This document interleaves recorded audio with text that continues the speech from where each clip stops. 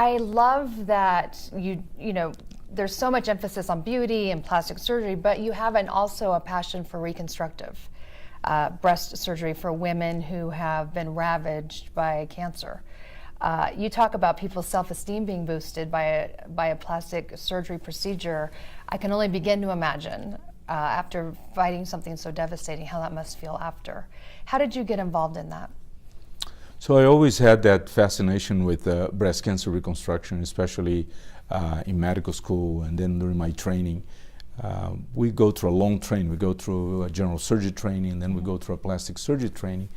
And in the early 80s, when I did my general surgery in Miami, in South Florida, breast cancer reconstruction was not a priority. And I was always amazed. These women had their breasts removed and had, you know, everything done to save them from cancer, and then they were just totally, you know, their reconstruction, their breast, with all the different issues related to breast, like sexuality and the psychology and their children, was completely ignored. And then the techniques started advancing. We went from just flaps rotating that area to breast implants and to microsurgery, where you can really build a new breast very, very similar to the natural breast. And as the advances in breast reconstruction were developed, I was right there in the middle of it. So I was very lucky to have my fellowship in breast cancer reconstruction, had the opportunity to work in so many patients here at the University of Utah. In 1998, we established the Image Reborn Foundation, which has helped over 3,700 women. Wow. And that's really has become my passion, and where I put a lot of time and effort and really enjoy to see the results of that foundation.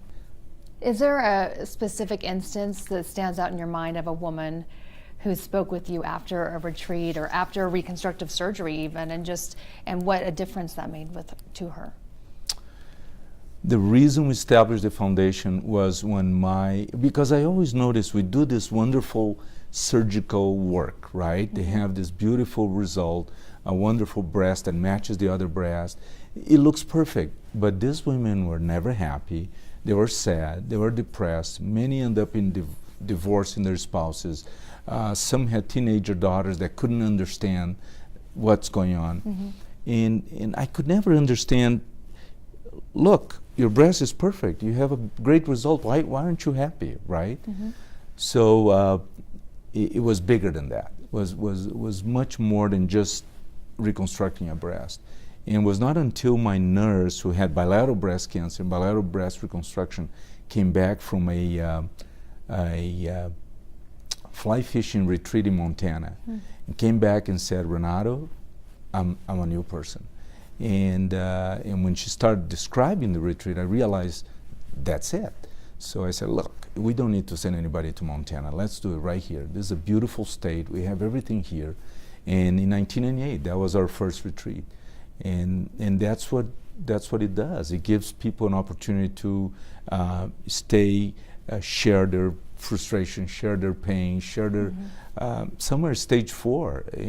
They're gonna die. But at least they have a chance to share with each other, and perhaps they feel better about themselves. They feel better about their lives, and when they go in peace.